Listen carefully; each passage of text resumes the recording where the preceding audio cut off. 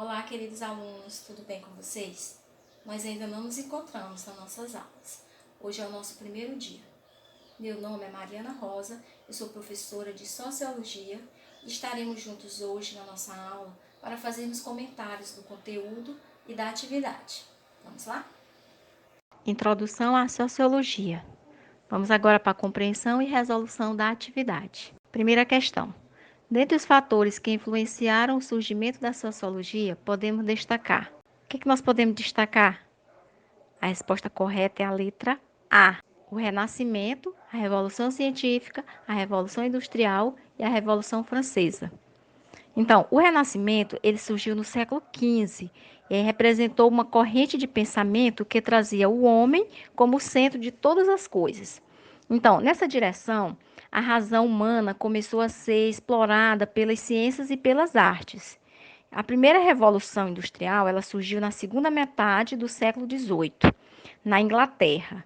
E esse fenômeno ele representou o surgimento do modelo de produção em larga escala, que se deu com a criação das máquinas industriais. Dentre as principais mudanças ocorridas com a primeira revolução industrial, nós podemos citar o aumento populacional, né, por conta do êxodo rural, geração de empregos para as famílias, também crescimento físico das cidades, né, ou seja, construção de casas, aumento da pobreza também, por conta da divisão social. Então, a Revolução Francesa, no século XVIII, ela representou o surgimento de mudanças políticas, econômicas e sociais na sociedade francesa. Então, todas essas mudanças, elas refletiam o descontentamento das classes mais pobres, com o rei, a nobreza e o clero. Vamos agora para a segunda questão. Questão de número 2. A sociologia é? Qual a definição de sociologia? A resposta correta é a letra D. Uma ciência social que surge com consequência das ideias iluministas e da busca de diferentes intelectuais de compreender a sociedade e suas dinâmicas.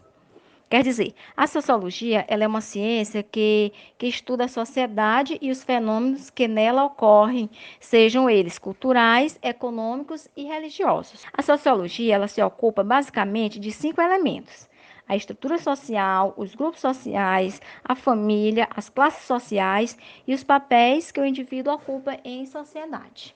Ok? Vamos agora para a terceira questão. Relate sobre Augusto Comte e sua importância para a sociologia. Então, sugestão de resposta. Augusto Comte é considerado o pai da sociologia, pois foi ele quem utilizou o termo para denominar essa ciência em 1839.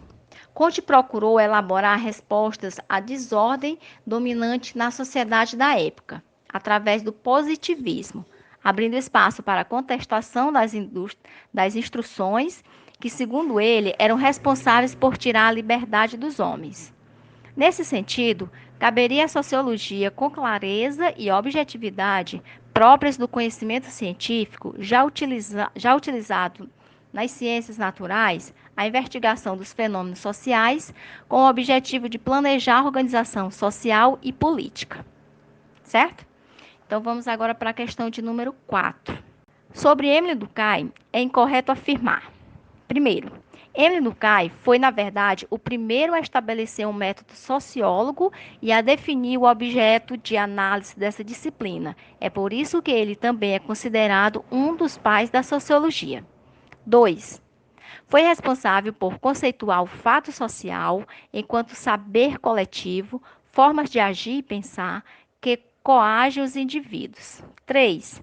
Émile Durkheim entende o fato social como uma coisa que exerce força de coerção sobre os sujeitos, independente de sua vontade ou ação individual. O fato social se opõe na direção da sociedade para o indivíduo e se estabelece de forma a homogeneizar e padronizar os comportamentos particulares, garantindo que sejam coletivos. 4. Para ele, o fundamento do vínculo social era a imitação. Os homens imitavam os atos dos outros homens e, ao reunirem esses atos em comum, de pequenas ações, de modos de pensar, atitudes foram um conjunto, o coletivo. Então, qual a resposta? Qual dessas afirmações não é de Emily Durkheim?